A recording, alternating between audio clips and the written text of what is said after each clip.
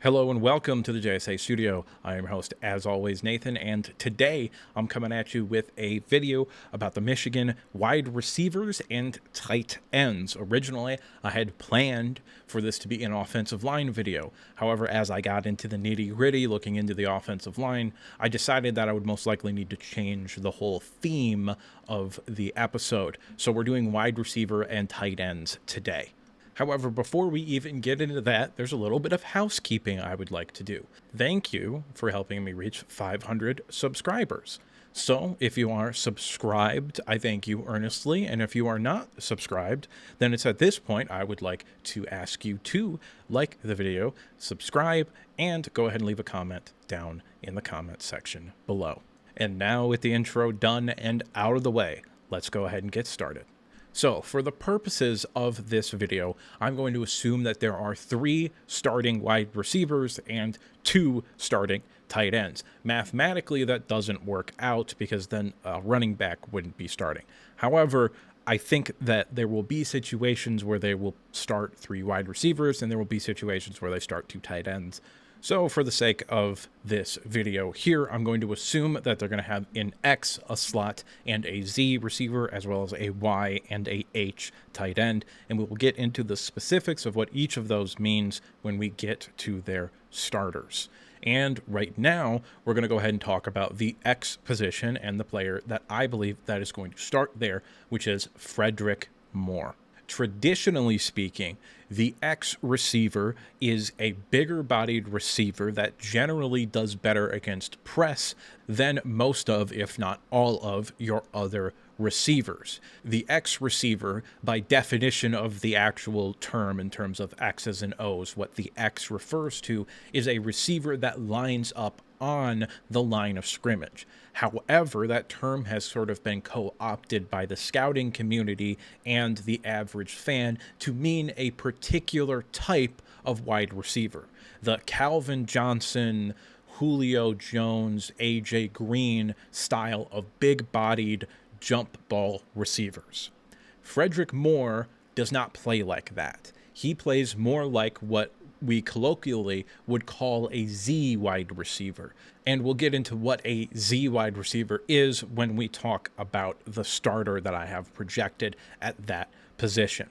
However, for the purposes of this Michigan offense, they don't really need that big-bodied jump ball wide receiver because they don't have a quarterback that has the touch necessary to take advantage of that style of player. And regardless of who starts at the quarterback position, I still believe it is going to be Alex Orji, but regardless of who starts at that position, having separators and guys that can get open rather than guys that win with physicality and body positioning like an X receiver would is going to help the development of those quarterbacks because they will be able to see the receiver breaking open and will feel more confident in throwing the football there.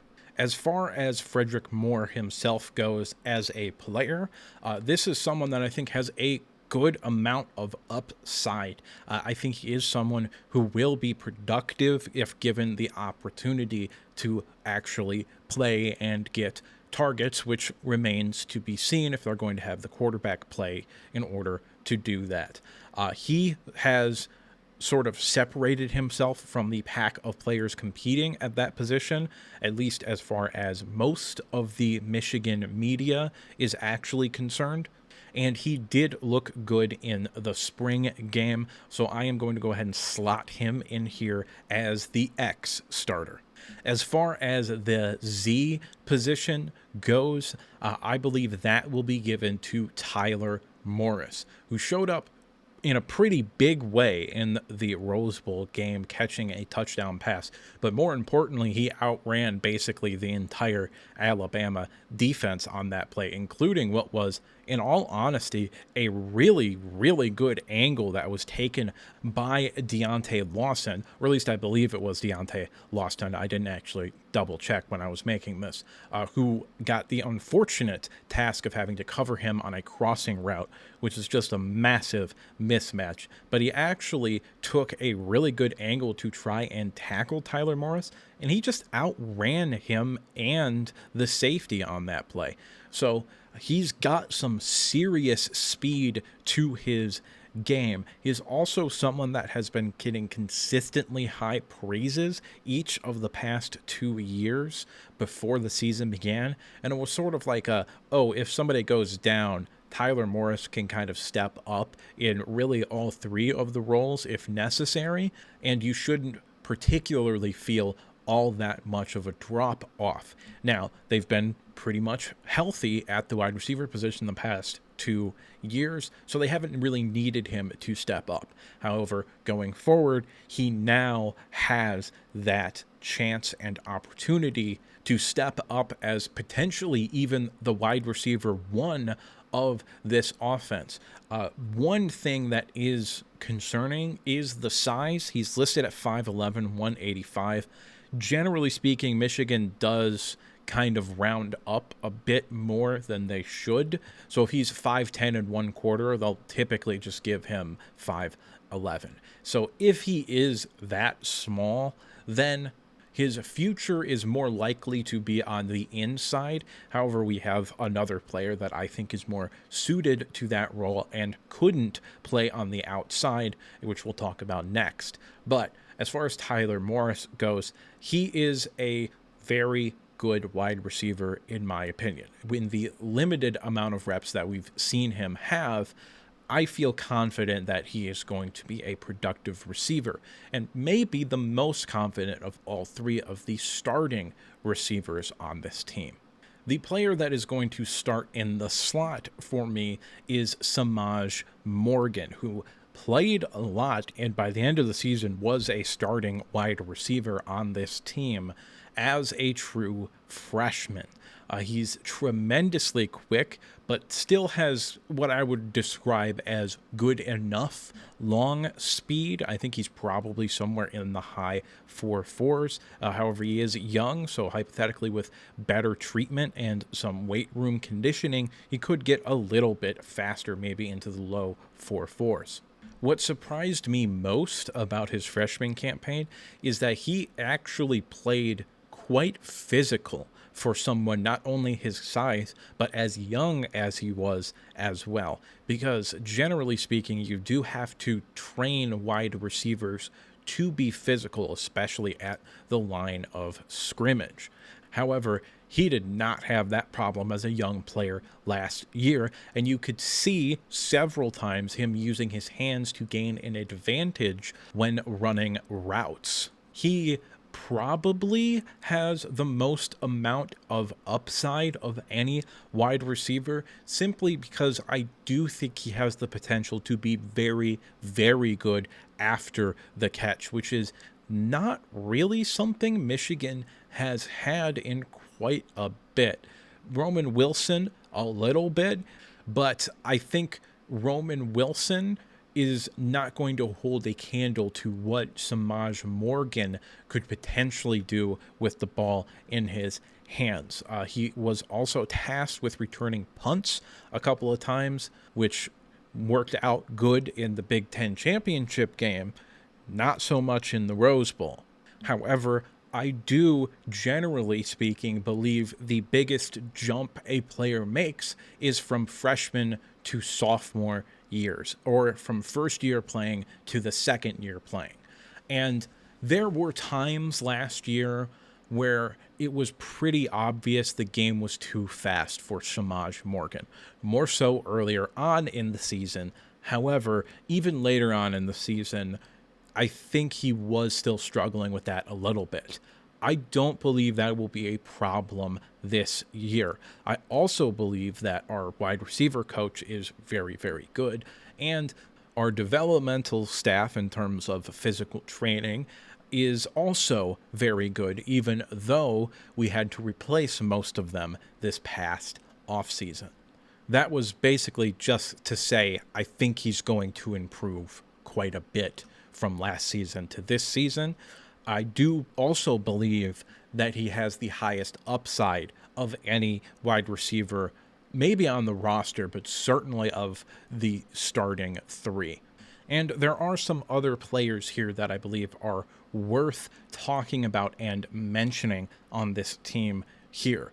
First and foremost is Amorian Walker, wide receiver, who used to play defensive back, and then they moved into wide receiver, and then I think they wanted to move him back to defensive back, so he ended up transferring to Ole Miss, got to Ole Miss, realized he wasn't going to play anyway, and then came back to Michigan because they had a need for a depth wide receiver.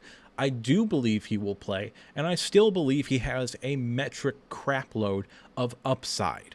In fact, I think he's the other receiver that is competing with Samaj Morgan for most upside on the roster currently. However, I don't actually think he's the fourth wide receiver, so to speak. I don't think he'll be the backup for the Z, X, or slot receiver positions. In fact, I think that will likely be CJ Charleston, the grad transfer, I believe, from Youngstown State. He had a solid season for Youngstown State this past year. The big number that jumps out is that he averaged 15.2 yards per catch and had 500 yards on just 33 receptions. I think if one of the top three wide receivers go down, he is the most likely player to step up and contribute in really all three of those roles, whether that be the X, the Z, or in the slot. And as I said, the X receiver position is effectively just another Z, but there is technically a difference, so I've got them listed separately. And if Frederick Moore were to go down, I believe CJ Charleston would then become the X receiver. If Tyler Morris would go down, I think he would become the Z. If Samaj Morgan goes down in the slot, I think they would probably actually kick Tyler Morris into the slot, and then he would be the Z again. However, he could also play in the slot. I don't particularly see a reason why he wouldn't be able to do that. He's listed at, according to ESPN, 6 foot and 190 pounds, which means one of two things. He's either 5'10 or actually 6 foot. It doesn't particularly make all that much of a difference because he is more of a deep threat kind of player, more than a physical, get you at the line of scrimmage sort of guy. So that size doesn't particularly matter. He also has good speed as well. The last wide receiver here that I'm going to talk about is actually a true freshman. Instead of Amorian Walker, it's Amorian Stewart, who is on your right here pictured in his high school uniform, because I wasn't able to find a picture of him online in a Michigan uniform yet. However, this to me is the true freshman that is going to be the guy that rises above everybody else and could actually end up contributing in some way, shape, or form this year. If not, then maybe next year, even though there's a strong possibility Michigan returns all three of its starting wide receivers heading into next year. And I kind of just wanted to highlight him as the sort of super young guy that we don't know anything about, but I believe will end up being good. Moving on to our tight ends, we have, of course, maybe the best player on all of the offense, starting Y tight end Colston Loveland. You can make a pretty convincing argument that he is the best tight end in the country. I do believe that Georgia's Oscar Delp will be in that conversation as well. However, they are relatively similar players. I think Colston Loveland is a little bit more refined in his route running than Delp. However, I think Delp is a better athlete, although both of those things are very slight edges. Either way, I do have a first round grade on Colston Loveland right now heading into the season, and there's not a whole lot that's going to get me to come off of that. I really believe he's got a real good chance to go up in the first round, potentially even inside the top 20. So as a Y tight end, he'll be asked to put his hand in the dirt quite a bit and line up next to an offensive tackle. on the line of scrimmage. That is, generally speaking, what a Y tight end is. However, Y tight ends have evolved to sort of mean a tight end that can block as well as they catch the ball. So a perfect example of a Y tight end in the NFL would be George Kittle. And an example of an H tight end would be Travis Kelce. Even though he's not a bad blocker, he does spend most of the time lined up either in the slot or off the line of scrimmage in a more traditional H-back role. Y tight ends, generally speaking, work over the middle of the field or on quick, short, outbreaking routes. And I believe that the tight end will be maybe the most targeted position on the team like it was last year, simply because he's without a doubt our best option to throw the ball to. But also with young quarterbacks, the tight end does typically end up being a bit of a security blanket. There is a very, very, very real possibility that Colston Loveland leads this team in targets, catches, receiving yards, and receiving touchdowns. I think there's a very real possibility that he leads the team in all four of the major receiving categories. Right now, the H tight end is up for grabs. However, as I speak at this exact moment in time, Martin Klein appears to be the leader in the clubhouse for that position. He is listed at 6'6", 250. He is a German athlete, and generally speaking, the University of Michigan has done pretty good on international prospects and German ones, if we want to talk about basketball a little bit. So I think he has draftable upside, because you don't find 6'6", 250 who looks like he can move like he moves very often. But right now, he is a completely and utterly unknown quantity, as is every other tight end at the position. It was maybe a little bit surprising to me that they didn't try to look at this position in the transfer portal like they did last year with A.J. Barner. However, I think that he will likely be a serviceable second tight end. And if Colston Loveland were to go down, I don't particularly know what this team would look like.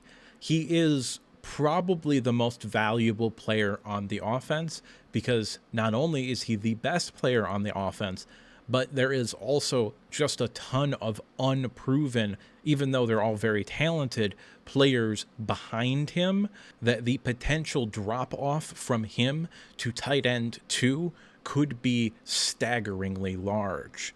Even though I am pretty high on a lot of the young guys that we have on this team right now.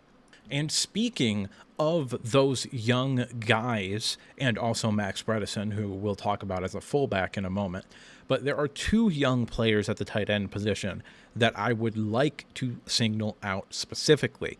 On the leftmost side of your screen is Zach Marshall, and on the right is Brady Pressicorn with Max Bredesen in the middle.